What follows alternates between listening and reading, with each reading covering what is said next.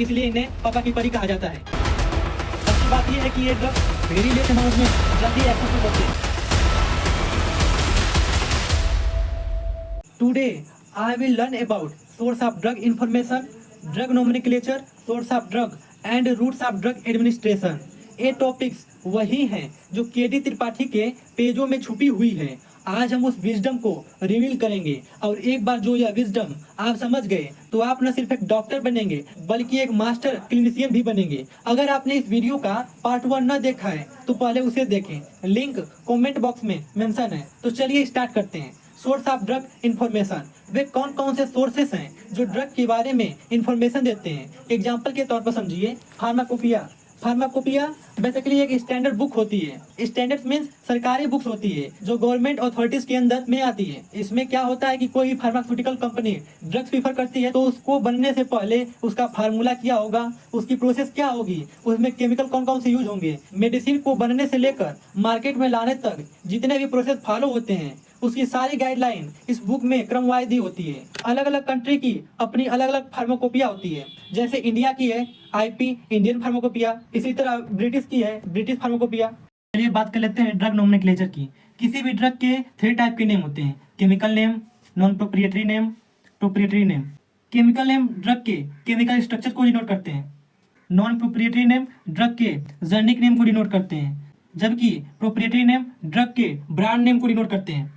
जैसे एस्पाइरिन है, aspirin drug का जेनेरिक नेम है जबकि इसका chemical name acetyl salicylic acid है। And proprietary name Ecosprin, Disprin इस नाम से मार्केट में सेल होता है। इसी प्रकार पैरासिटामॉल है, पैरासिटामॉल ड्रग का जेनेरिक नेम है जबकि इसका chemical name N acetyl P aminophenol है। एंड मेटासिन टाइलेनॉल के नाम से मार्केट में सेल होता है। चलिए आगे बढ़ते हैं। वे कौन कौन से रूट्स हैं जिसके थ्रू ड्रग बॉडी में इंटर करता है। इसे 2 पार्ट में डिवाइड किया गया है, लोकल रूट और systemic route. Local routes of drug administration means drug का यूज उसी स्पेसिफिक एरिया पर हो जहां प्रॉब्लम है ताकि सिर्फ वही एरिया ट्रीट हो और होल बॉडी पर कोई इफेक्ट न हो। इसे कुछ एग्जांपल के थ्रू समझते हैं। जैसे टॉपिकली मीन्स स्किन पर, सपोज दैट किसी पर्सन को फंगल इन्फेक्शन हो गया है तो उसे ट्रीट करने के लिए उसी स्पेसिफिक एरिया पर लगाया जाता है। इसी तरह कंजक्टिविटिस के केस में ऑप्थेल्मिक रूट के थ्रू आई ड्रॉप यूज किया जाता है। ईयर इन्फेक्शन के केस में ओटिक रूट्स के थ्रू ईयर ड्रॉप का यूज किया जाता है। एलर्जी के केस में नेजल रूट के थ्रू नेजल स्प्रे का यूज किया जाता है। ये सब लोकल रूट्स के एग्जाम्पल हैं। आइए बात कर लेते हैं सिस्टमिक रूट्स की।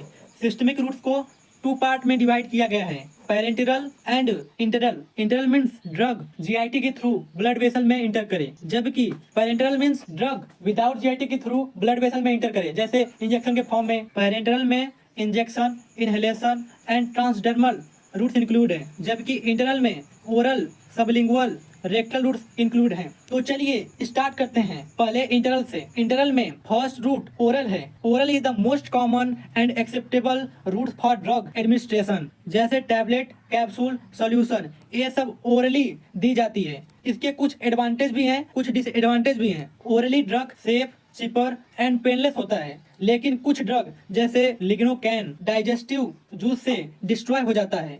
कुछ ड्रग तो एब्जॉर्ब भी नहीं होते, जैसे एमाइनोग्लाइकोसाइड। अब बात कर लेते हैं सबलिंगुअल रूट की। इसमें क्या होता है कि ड्रग को टंग के नीचे रखा जाता है और ये यहीं से एब्जॉर्ब हो जाता है। लेकिन इनका बैड टेस्ट भी होता है। लड़के तो ऐसे ड्रग सबलिंगुअल रूट के थ्रू ले भी लेते हैं, लेकिन लड़कियां 36 बहाना बनाकर अपने पिताश्री को मनवा लेती हैं और कभी भी सबलिंगुअल रूट के थ्रू ड्रग नहीं लेती हैं। इसलिए इन्हें पापा की परी कहा जाता है। पापा की परी हूँ मैं। चलिए अब बात कर लेते हैं पैरेंटेरल रूट की। कुछ ड्रग को इनहेलेशन के थ्रू भी लिया जा सकता है, इसलिए ऐसे ड्रग को इनहेलेशन ड्रग कहते हैं। अच्छी बात यह है कि ये ड्रग वेरी लेस अमाउंट में जल्दी एक्शन शो करते हैं।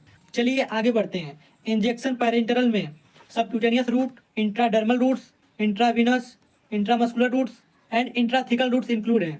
जब ड्रग स्किन लेयर में इंजेक्ट किया जाए तो उसे इंट्राडर्मल रूट्स कहते हैं।